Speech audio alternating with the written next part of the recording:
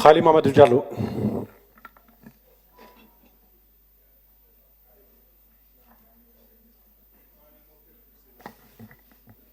Assalamu alaikum wa rahmatullah ta'ala wa barakatuh.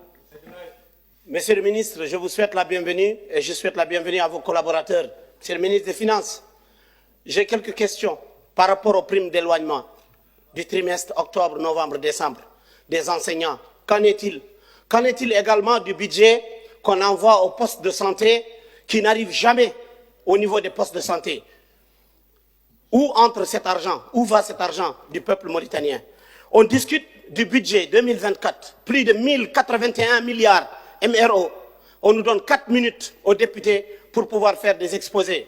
Cela est une preuve de l'opacité et de la non-transparence et de la mauvaise gouvernance du gouvernement mauritanien. Un gouvernement incapable, un gouvernement qui nous présente, même en audition, des budgets des différents départements ministériels qui n'ont absolument pas un temps pour permettre la réflexion, pour permettre aux députés, aux élus de fouiller et de savoir ce qui se passe. Tout ça, c'est une preuve que l'Assemblée nationale de la Mauritanie est devenue une boîte aux lettres pour le gouvernement mauritanien qui fait passer tout ce qu'il veut ici.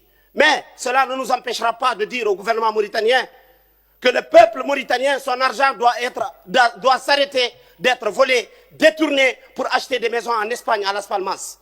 Aujourd'hui, quand un petit voleur qui doit être puni par la loi, il vole une bouteille de gaz, c'est 5 ans de prison.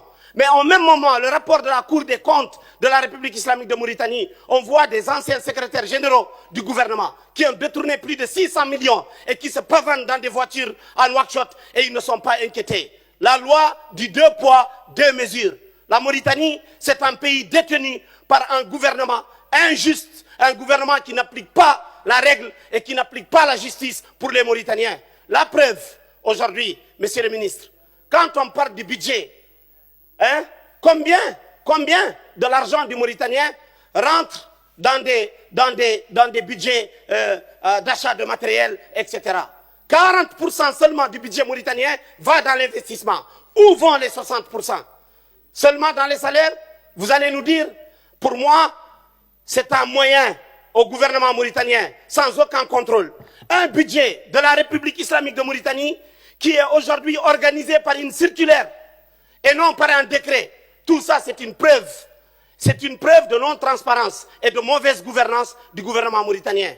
Monsieur le ministre, par rapport aux fournisseurs, les fournisseurs pour le programme national de la promotion et de l'artisanat, qui n'ont toujours pas reçu leur argent, ils sont là devant la porte de l'Assemblée. Qu'en est-il, monsieur le ministre? C'est triste.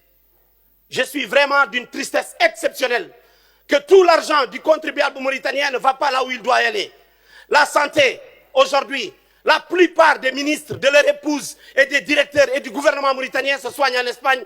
Ils ont des assurances privées volées sur l'argent du pays.